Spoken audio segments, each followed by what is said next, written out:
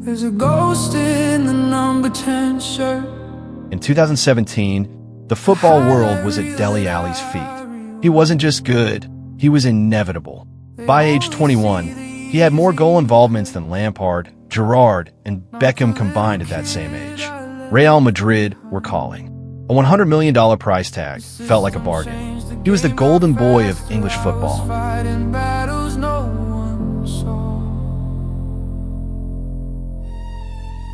But then the goals stopped, the nutmegs vanished, and the Wonderkid who looked like a future Ballon d'Or winner simply disappeared. Was it laziness, as Jose Mourinho famously claimed? Was it a tactical shift in the modern game? Or was there something much darker happening behind the scenes that we all missed? Today, we're diving into the tragic disappearance of Dele Alli, and why his story is a warning for every young player in the world. To understand the fall, you have to remember how high the climb was. Dele didn't come through a shiny Category 1 academy. He was a street footballer from MK Dons.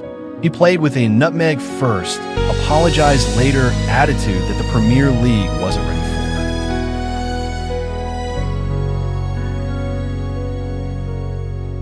Under Mauricio Pochettino, Dele was the perfect weapon. He wasn't a midfielder, and he wasn't a striker. He was a shadow striker. While Harry Kane dropped deep to drag defenders away, Dele would ghost into the box. He didn't need to be the best dribbler on the pitch because his timing was world-class. Sir Alex Ferguson called him the best young player he'd seen since Paul Gascoigne. For 3 years, it felt like Dele Alli was playing a different game than everyone else. Then came the moment every fan remembers.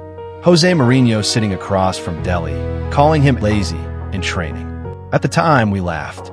We thought it was just Jose being Jose, the special one trying to spark a reaction. But looking back, Mourinho wasn't just being a bully. He was a scout of reality. He saw the intensity dropping. But what Mourinho didn't see, and what we didn't know, was that Dele was fighting a battle that had nothing to do with the training pitch. The loss of Pochettino, his footballing father figure, left him without a tactical shield. The decline had begun, and the world was watching it in 4K. While Dele struggled personally, the game of soccer was undergoing a revolution. The traditional 10, the luxury player who waits for the ball in the hole, was being hunted to extinction. Managers like Pep Guardiola and Jurgen Klopp demanded interiors. Players who could drop deep, resist a high press, and defend in a rigid block. Dele Alli is a final third specialist.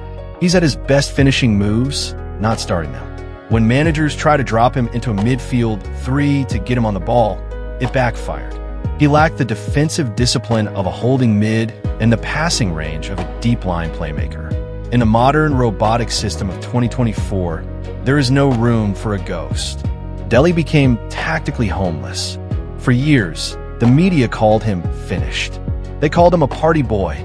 But in 2023, Dele sat down and told the truth.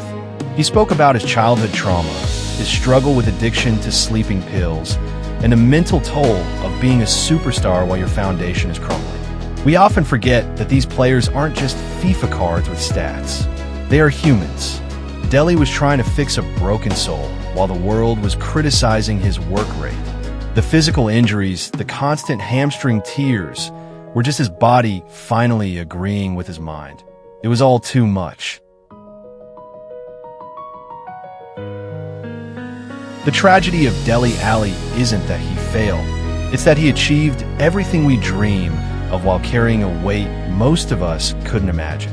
Whether he ever steps onto a Premier League pitch again is secondary to the fact that he's finally finding peace away from the Wonderkid label that nearly broke him. His story tells us that in the modern game, talent is only half the battle. If the system changes or the mind fractures, even the brightest stars can fade. But I want to hear from you. Is Dele Alli the biggest what-if in Premier League history? Or was he just a product of a specific era that doesn't exist anymore? Drop your thoughts in the comments. I read every single one. If you enjoyed this deep dive, don't forget to hit like and subscribe for more tactical breakdowns. I'm Soccer Sphere, and I'll see you in the next one.